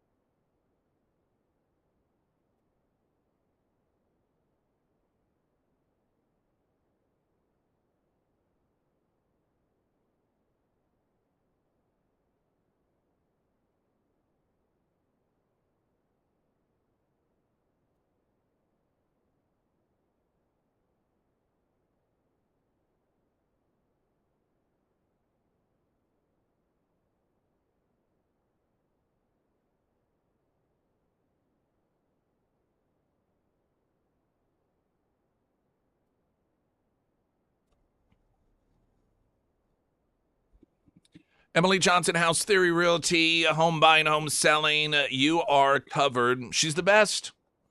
And a lot of times I go into detail regarding some of the specific areas, particularly other people that have utilized her expertise, her honesty, her connections with so many different companies, her good relationships when you're trying to sell your home. And then part of the agreement is, well, you got to, shore up the foundation here, and they got some termite damage. You need to do that, and so forth. And these are things most people don't really, you know how to look it up, but who's good? Who's going to take advantage of you? Because this is something you have to have done to sell the home. Emily Johnson has all those connections. There's so many very detailed, specific reasons that people share when it comes to their experience and why they recommend Emily Johnson. And those things are important, but overall she's just absolute best at what she does, and she's passionate about it, and she's a good, honest, ethical, moral person as well. And I think for a lot of people, including myself, that goes a long way. So if you want the entire kit and caboodle, the whole package, when it comes to either buying or selling a home, you want Emily Johnson, House Theory Realty. I knew as I was comparing the justification of men getting to compete against girls and then praising them for doing so wonderful, and they're just so great. And one example was of the brother of an Olympian that Lindsay Lou, I think was her name, skier. Thank you for those of you that texted in. And her brother was not as good at sports as she is, and so he decided to identify as a girl, and now he's just winning first place all over the place and being praised for dominating in the sport. Well, yeah, he's a guy. And I said it would be like me deciding to take on in Taekwondo a bunch of, third graders and then being praised for dominating. And in my mind, I was like, I know that's a story plot. I kept thinking The Office because I remember Dwight with the Taekwondo and fighting Michael Scott, but I was like, that's not the same. It was an episode of Seinfeld, Kramer. Have you seen that one? No. Oh, my God. It is exactly what I was saying. Where he's, if I remember right, he's kind of talking about how good he is in class and everything, and what they all don't realize, Jerry and Elaine and George, is that he's the only adult, the rest are kids, and he just pummels them because there's a scene where he's up against them, but in his mind, he's really, really good because he's the best one in class. Well, he's up against third graders. It's the same thing. Let's see, was there another... It seemed like there was another text that came in. Question. A number of you have noticed Clay Travis, who, of course, he's also a talk radio show host, and I think he's the founder of Outkick. He's offered up, I think it's $10 million to last year's WNBA championship team, which I believe is the Vegas team. If they play and beat a high school boys basketball team of his choosing. And he's serious about it. He's also said he would back in Nashville a transgender sports team if the WNBA would accept it, that it would be all transgenders, all guys pretending to be girls. And, of course, he's being criticized for this as mocking women's sports. It was quite the opposite. He's mocking the argument that there's no difference between men and women, and that it's perfectly fair for women to have to compete against men. He's highlighting by calling it out. Fine, do it then. The only way that position can be characterized as trying to embarrass women is if you're acknowledging that, yes, it's true. Men, particularly when it comes to the sport of basketball, have a significant physical advantage over women. It's highlighting this grand lie that the left is telling itself, including women on the left who have been trained to be obedient and argue against their own interest. Why wouldn't they do this? Unless, and we know the answer, they know the truth. There's a tennis player, Coco Gauff. And she's an American tennis star. She's very popular. She's very good. And she has weighed in on this. And now I want you to listen to her statement here, because this signals how hostile the left has created an environment against women who speak their mind. She says, I understand the reasoning behind it, talking about, the testing and, making sure that in tennis, women get to compete against women, men against men. She said, I understand the reasoning behind it. I do think this kind of conversation has created a lot of animosity towards the trans community, which I'm not really a big fan of, but I also understand the biological difference and the need to protect this and to preserve it. So I think it's a conversation that's very nuanced, and I need to have a nuanced answer. Yes, I guess I kind of agree with trying to protect the fairness in women's sports, but I also do not like the attack it's creating for people who don't really care but just want to use this as a reason to attack the trans community. Listen, here's the thing, and this is the false boogeyman that the left is setting up, claiming that if you want to protect women, that means you're anti-trans. And I think all you women need to understand this. This is the movement that they have been creating, that you cannot support women because if you do, you're anti-trans. You are attacking trans people. You are a bad person. They're literally creating a culture in which defending women is a bad thing. To the point, here you have a female athlete in which she recognizes as a woman with an opinion, the environment has been created by the left so hostile against her, she has to tiptoe around sharing her beliefs. But no one is attacking trans people any more than saying if you can't buy alcohol unless you are 21 years of age. That isn't an attack on 17-year-olds. That doesn't mean you hate teenagers.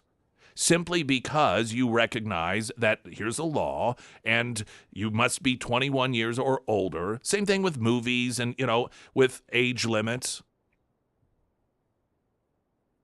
Simply, recognizing PG-13 doesn't mean you hate 8-year-olds. And because you believe that when it comes to women's sports, only women should be playing in women's sports, does not mean that you hate transgenders. We've got Author of the Week coming up here in just a couple of moments. Sponsored by ABC Books on North Glenstone. Now, the latest news update.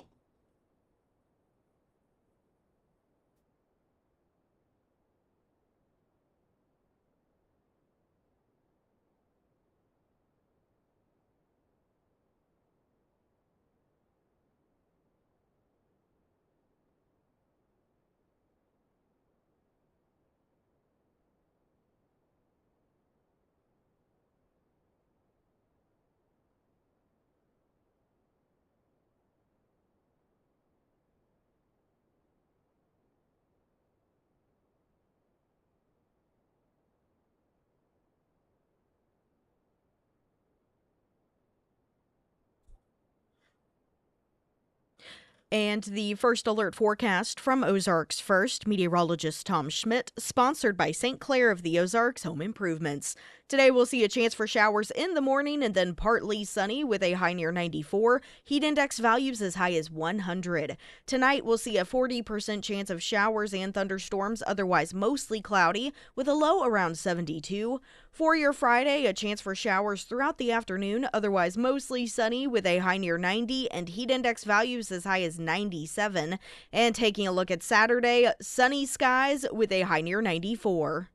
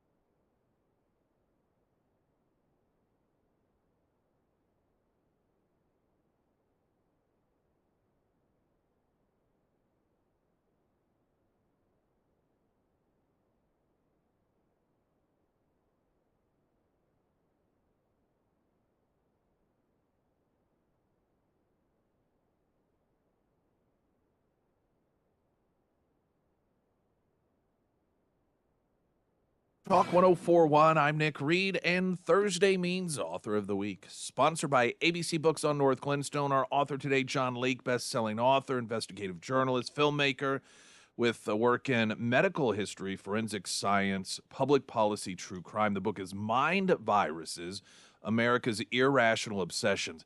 I love this subject matter, partially because I feel like this, sometimes I don't know if I'm gaslighting myself, but the things that at times are presented as these major crises, I think, no, I don't think so. But then other things that I think are really actually important, I'm told, oh, you're just overblowing things. So I love this subject matter. Start off, if you would, what prompted you to take this angle, to write about this issue? Well, I started off working with a local, somewhat dissident medical doctor here in my native Dallas, Dr. Peter McCullough. We teamed up during the COVID-19 pandemic. We wrote 2 books together. I was the principal author. And Dr. McCullough and I had a lot of conversations about what is it about the U.S. government that seems like about every 12 to 18 months, suddenly out of nowhere tells us that some terrible, terrifying specter is coming for us, whether it be a pandemic emanating out of Wuhan, China, it could be sudden resurgence of racism or climate change or gender dysphoria or the Russians, or there's always some boogeyman coming for us, and all we have to do is trust central authority to tell us the truth about it. If we have to accept the abridgment of our constitutional protections, freedom of speech, bodily autonomy, so be it. That's the price we have to pay for safety. And then we have to accept trillions of dollars of public funds being transferred to various recipients who we're told are going to protect us. And we just see the same script again and again and again. And then I began to ask, well, what is the reality of these boogeymen? I mean, is there really, how threatening are they really? And then the second question is, how effective are these countermeasures that are going to save us? And in every instance, I've found that the boogeyman is always at least grossly exaggerated. The amount of central power and money creation is always astronomical. And then the solution that's offered is never scientifically testable or verifiable or measurable or falsifiable. It's just this sort of assertion. And then we just lurch from one crisis to the next. And, my conclusion is that it's a racket. And we need to wake up to the fact that our archaic psychological programming that came from a time when we were all small tribes living on the veldt about 200,000 years ago, that fear response is being hijacked by propaganda and psychological operations. And we need to get wise to it and quit responding to it in this kind of, with this contagion of fear, because that's what it is. Fear is very contagious. Did you ever see the movie? I mean, it's been, gosh, I don't know how long ago it came out, The Village by M. Night Shyamalan. I remember that title, and I think I remember people talking about it, but I didn't see it. I always, it got, it sort of got panned because it didn't have the real exciting twist at the end people expected, like from Sixth Sense. But I always saw it as exactly what you're speaking to here. There was this, spoilers, for people who haven't seen it in the last 15 years or whatever. But it was this village, and when you start in the film, you think it's a period piece taking place several hundred years ago, and these village elders have taught all of the villagers that they cannot go out into the woods because of these creatures that are out there, and that red markings keep them at bay.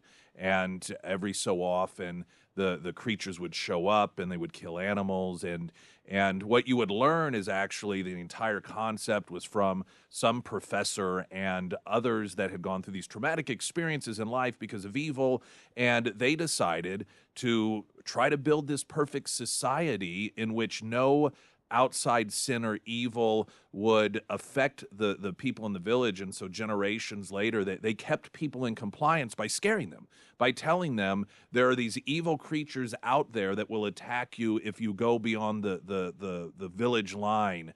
And I always thought that was a warning, that the message of that was this sort of thing, where you have a governing entity trying to keep people compliant by scaring them and then telling them, if you do these things, you will be protected. And it seems as if that is the exact thing that you see thematically through, as you mentioned, you notice about every 15 years or so here in the United States. Well, it's not every 15 years. I mean, I trace the emergence of what I call virulent mind viruses. It's now about every year. Yeah. And once the U.S. government, once Congress threw in the towel on any kind of fiscal discipline, I think it started in 2011. We kept running up on the debt ceiling, and Congress finally just said, something, just forget it. Yeah. Once Congress agreed to just start creating $1 trillion here, $2 trillion there, it's no coincidence that we've seen the steady emergence of mind viruses because, and I trace this in the book, there's always some massive emergency funding that shovels just unholy amounts of public funds to some interest group that has positioned itself. I mean, the pernicious lesson was really learned during the so-called War on Terror in 2000, roughly between 2001, 2006, then the financial crisis, in which the very Wall Street actors who created the crisis with these fraudulent derivatives and excessive leverage, the very actors who started the crisis got all of the bailout funds. And so I going up to the CARES Act of March 26, 2020, Congress just out of thin air creates $2.2 trillion of money and disperses it to all of its friends in the medical industrial complex. So, every time you see, no, wait a minute, this is a big threat, we're all going to die. But somebody gets filthy rich every single time. And then you might have watched the Fauci hearings in the Senate. Yes. I mean, in the case of the causative agent of SARS-CoV-2, of COVID-19, the virus is called SARS-CoV-2. Well, it was an NIAID grant that funded the research that made the thing. And then the NIAID then has commercial interest in the vaccine countermeasure. So, this is a racket. I draw back on characterizations of war being a racket, and I have an entire chapter, War is the father of all mind viruses, this archaic fear of whether it be armed men or a disease or climate change, or, we must wage war. We must organize our society to wage war on this boogeyman. It's a very powerful organizing principle for theft and racketeering. We're talking with our author of the week, John Leake, the book Mind Viruses, America's Irrational Obsessions. I know some of what you discussed, I think probably for a lot of our listeners, they recognize it falls under the mind virus, like climate change, COVID-19, even racism. You cover also Russia and Ukraine, and explain the mind virus component to that, if you would.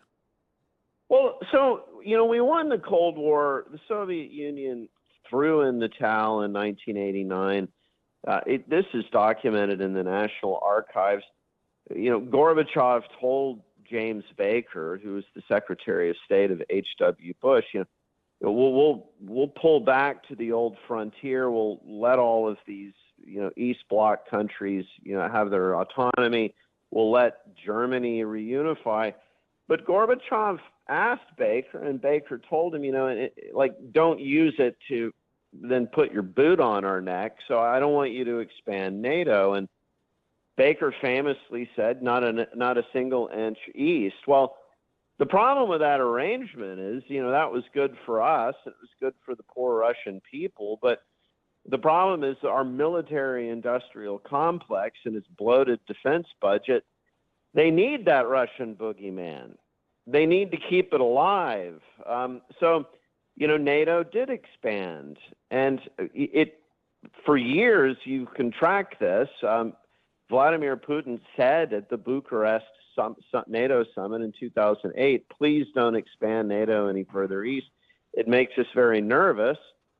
Well, that's what we've done. And, I just ask people, is Russia the boogeyman, or is this something like Jungian projection? Like the U.S. government is the menacing party in this. That's what I invite my readers to consider.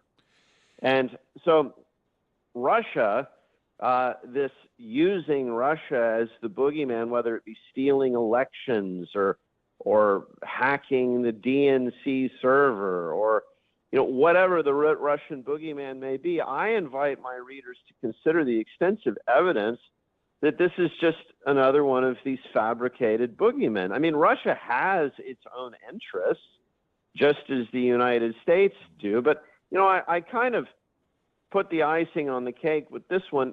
What would the U.S. government do if Russia set up some kind of military and security agency alliance with Mexico and put forward operating SBU bases in Monterey? I mean, do you think the U.S. government would not perceive that to be a provocation?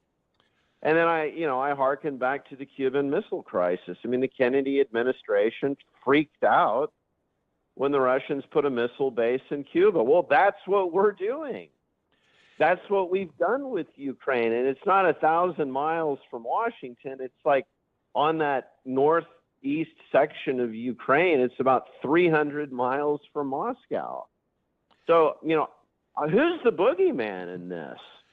How do you differentiate or encourage others to differentiate as they try to figure out how to figure this stuff out? Because some of these scenarios, I think COVID is maybe an example a lot of people would accept as, okay, clearly taking a situation and then for alternative purposes, creating this massive boogeyman out of it.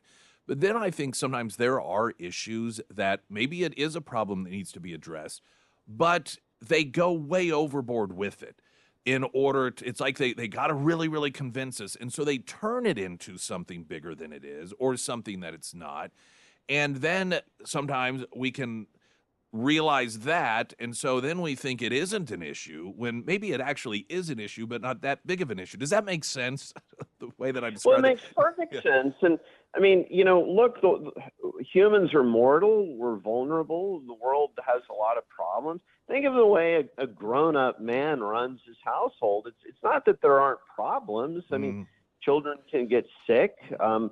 You can have financial problems, but you manage these things in a prudent, moderate way. This extremism. You know that we're in the grip of what somebody might call a psychological operation when we're told that the scale of this thing is global. We all have to be terrified. It's not that COVID-19 is a risk stratified illness that poses a risk for old people and the morbidly obese and people with diabetes. It poses a mortal risk for everybody, Right, yeah. including young athletes, for crying out loud. And then the purported solution, everybody has to get it. And we have the world's greatest monopolist since John D. Rockefeller, Bill Gates, saying everybody needs to get it, just like everybody needed to get Windows software or a Windows operating system. So, a lot of this stuff is just absurd. So people, I mean, it's not hard to see. It's in plain sight that we're being manipulated by these people. Well, and this is an area of focus for you, and so you know it, you live it. It becomes almost second nature to sniff these things out. I every day talk about things that are going on, and so just the natural evolution of constantly following these things, and you get an idea of it. But a lot of people, this isn't their daily lives, and I get these questions all the time. Just when it comes to the different news outlets and information sources, how do I know who to trust? How do I know what to believe? For the purposes of, we're talking with our author of the week, John Leake, the book Mind Viruses: America's Irrational Obsessions. What do you tell people who aren't in tune with all of this, who are normal people, who live normal lives, but they become subject to the boogeymen that get created? What approach should they take to figure out what is a legitimate fear, what isn't, what is created, or what is capitalized on for nefarious purposes? What do you suggest to those folks? Well, I outline in the book a script that contains 3 parts. So the first is, quite suddenly, we really have not heard much about this previously, but quite suddenly we're told that a terrifying specter is descending upon us. That's the first element. The second element is the U.S. government and its mainstream media lackeys, I call them, or our friends would be a more polite. The Washington Post, which is well known to be a direct conduit and mouthpiece of the U.S. intelligence community, the New York Times, the major network news outlets, they all instantly start telling the same story, using the same kind of catchphrases and slogans. And, suddenly all of them all at once are saying, we have a chance to build back better. They oftentimes kind of repeat these sort of mantras. Well, right there, you know that a script has been distributed, like this is the messaging. We actually saw this in COVID-19 pandemic planning tabletop exercises. There were certain scripts that would be circulated amongst media and the major public relations firms of the world, in which they would flood the zone. It's a propaganda technique for all at the same time messaging, all at the same time the exact same message. So you know that propaganda is being unleashed on you for a certain objective. And then thirdly, the solution, the efficacy of the solution is grossly overstated. Again, the classic example was the new messenger RNA COVID-19 vaccine. I mean, it doesn't prevent transmission and infection, but we were told it would save us all. And even if you were a young athlete, even if you'd already had COVID-19 and recovered from it, everyone had to get it. Right? Novak Djokovic had to get it to perform at the Australian Open, even though he'd already had COVID-19. And even though Rochelle Walensky acknowledged that it doesn't prevent transmission. So this kind of insistence that everybody get what the government is selling, that should be viewed with grave skepticism. And then the other element is, follow the money. It's who is getting rich on this and who's going to go out of business when this problem is solved. Our author of the week, sponsored by ABC Books on North Glenstone, John Leake, the book Mind Viruses: America's Irrational Obsessions. For Springfield's Talk 1041, I'm Nick Reed.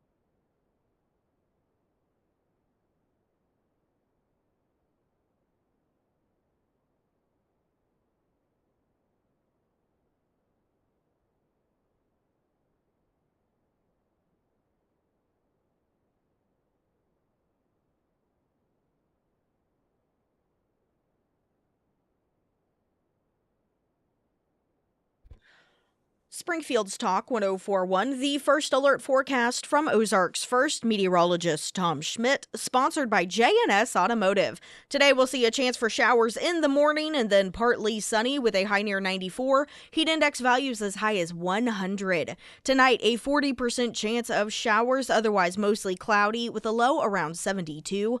For your Friday, a chance for showers throughout the afternoon, otherwise mostly sunny with a high near 90, heat index values as high as 97. And for Saturday, sunny with a high near 94. And Foreman Mechanical Heating and Air, as you just heard, we are in the dead of summer, and that's when your AC, it typically breaks down. If you've noticed uneven cooling, maybe your AC has been making pops or bangs whenever it kicks on and off, or maybe it's just really struggling to keep up. Those are signs that it's time to have someone come out and take a look. And my go-to recommendation is Russell and the fine folks over at Foreman Mechanical. Now, I've utilized their services from repairs to new unit installs a little over a year ago. And since the husband and I are expanding our family, we've also been expanding our home. So a mini split will be in the near future for us as well. And I will be calling Foreman for that service as well. Now, if it is time to have the Foreman team out to your home, reach out to Russell today. You can find all of their contact information under the Sarah's Endorsements tab at ksgf.com. That Canadian chick a couple of months ago, or maybe a bit shy of that went viral, caught on video. She was in the country illegally, overstayed her visa here in the United States, and attacked some American teenagers physically because they had patriotic clothing on and I think like a MAGA hat or something that she did not like. And so as leftists have fully acknowledged they do believe in violence against people who don't agree with them politically, she attacked those American teenagers. Latest news, she's been ordered to be deported. So I'm sure the left will go apoplectic over this, although it is a bit of a potential difficult position they're in, because if they draw too much attention to it, it'll show that it's not just about brown people, given that she's pasty white and redheaded. The narrative, of course, is that it's racism. The enforcement of our immigration laws is simply about tracking down brown people, and she doesn't quite fit that narrative. The report notes that the Canadian woman accused of attacking the teenager over the Trump and ICE pants has been ordered to be deported back to Canada. An immigration judge in Texas ordered Caitlin Tracy deported to Canada on Tuesday after she allegedly approached a group of teens it's all on tape, and attacked them because of their political and patriotic beliefs, at least those that she believed based off the expression of their clothing. A spokesperson said she overstayed her visa, failed to depart. She received full due process, was ordered removed August 4th by an immigration judge to her home country of Canada. ICE will return her home as soon as possible, spokesperson said on Wednesday. It'll be interesting to see the reaction to that. I suspect that if she does go, she'll probably just illegally come back anyhow, or perhaps even wait until if a Democrat gets in office and they reopen the borders, then she will come back at that time. She's got a husband here in the States. They're both extreme liberals. He had taken to social media, presenting her as a victim, asking for help. And I find the whole thing very interesting. You have these two people that are liberals that hate America. One of them is Canadian. The obvious answer seems to be move to Canada. Isn't this what people on the left always go on and on about? Gonna move to Canada. Gonna move to Canada. Can't wait to move to Canada. If Trump gets elected, moving to Canada. And here, two liberals, instead of moving to Canada, one goes so far as to break our laws to get out of Canada and come here to the United States. Must not be nearly as bad as they claim. Rosie O'Donnell, of course, she's coming back to go on The View. It's funny how these people on the left who go on and on about how dangerous the country is going to be under Donald Trump, yet they demonstrate through their behavior that they know that's not really true. Actions, as they say, speak louder than words.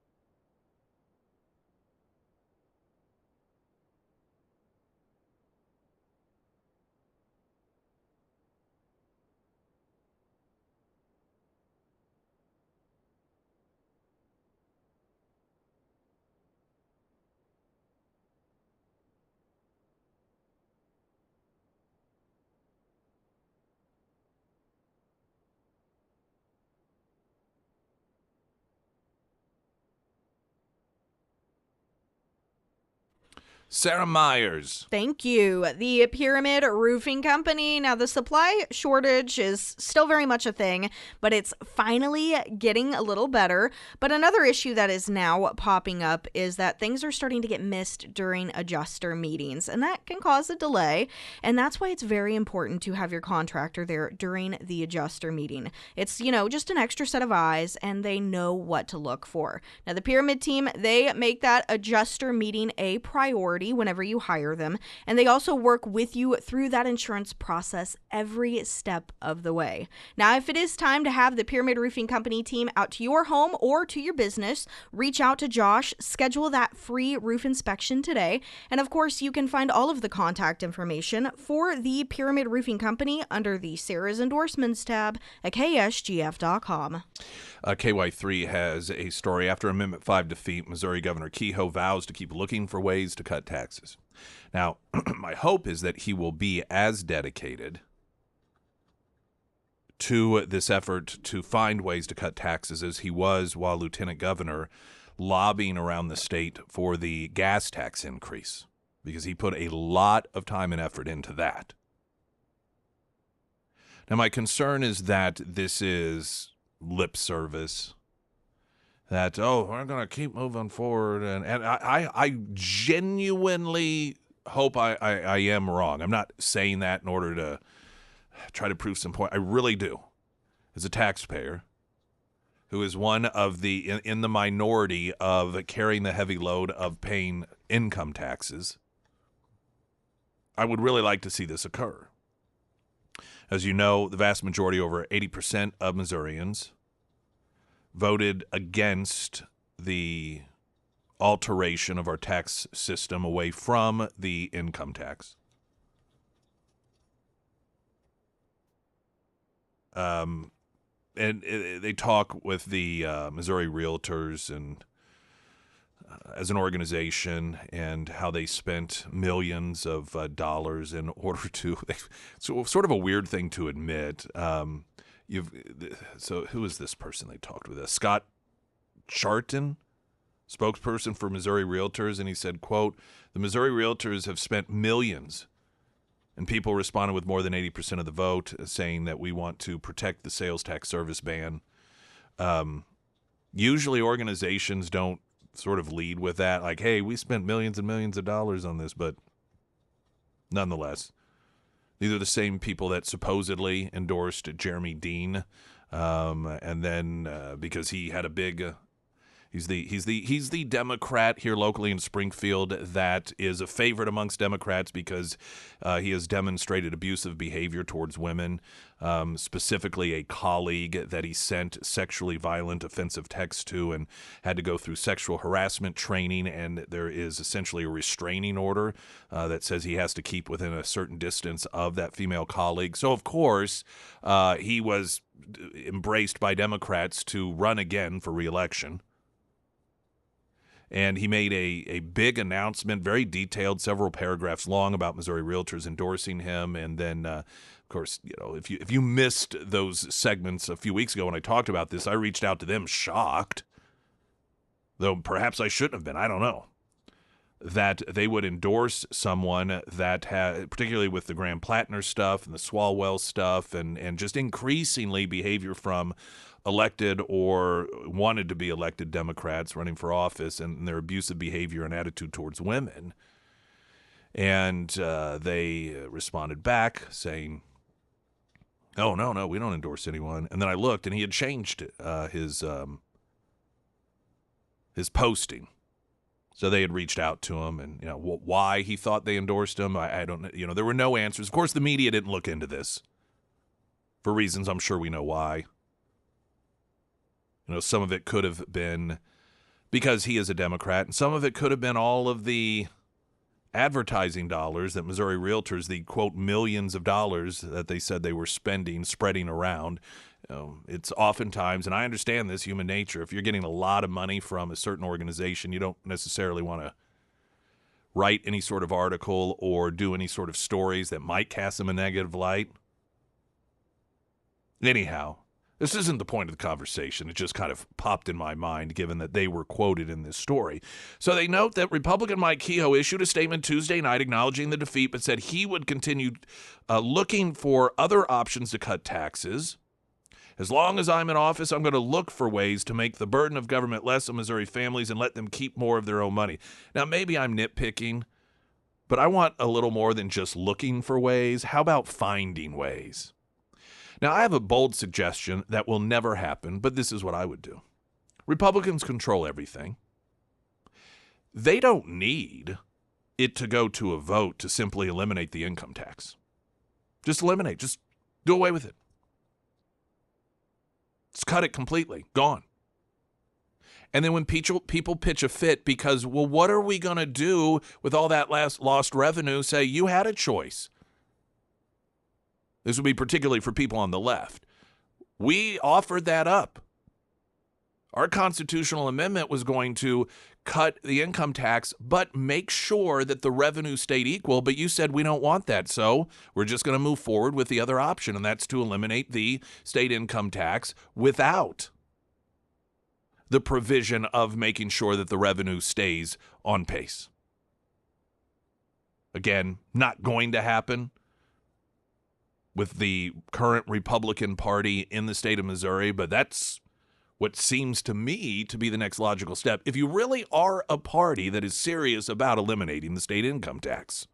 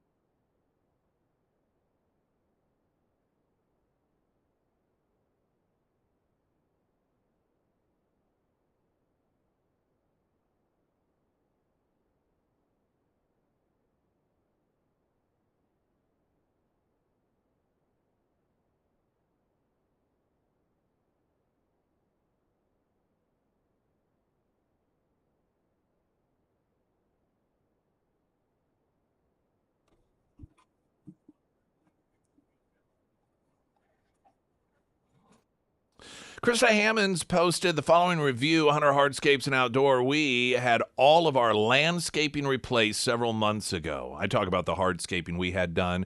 Krista and her family had the landscaping. She noted Daniel Hunter is very knowledgeable. He's considerate. He kept us informed throughout the entire project. The plan he drew up greatly improved the appearance of our home. We're still receiving compliments from our neighbors about how good it looks. His crew is friendly, always on time, worked hard.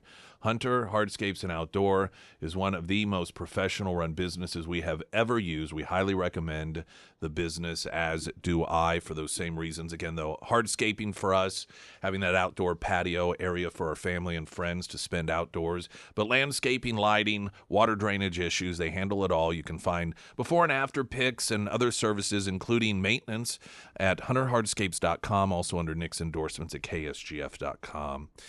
It was earlier this year that Democrats in Minneapolis legalized bathhouses for anonymous sex, and they did it in the name of LGBTQ rights.